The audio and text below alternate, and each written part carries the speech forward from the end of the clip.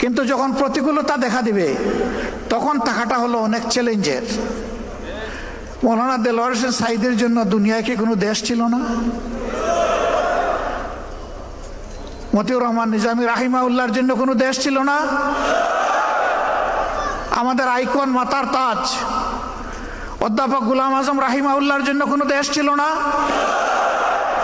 বহু দেশ আমাদের কাছে প্রস্তাব দিয়েছে, এরা শুধু তোমাদের দেশের সম্পদ নয়, এরা বিশ্বের মুসলমানদের সম্পদ, তোমরা আমাদের জন্য কিছুদিনের জন্য তাদেরকে দিয়ে দাও।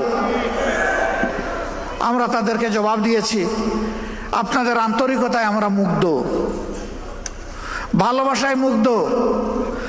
আপনারা দোয়া করতে থাকেন, যতদিন আল্লাহ হায়াত দিয়েছেন তারা যেন মর্যাদার সাথে এই দেশে থাকতে পারেন। কিছু নপুংসক বলে মর্যাদা আল্লাহ যারে দে তার কি জেলে যাওয়া লাগে? আরে তোমরা তো আগে বলেছ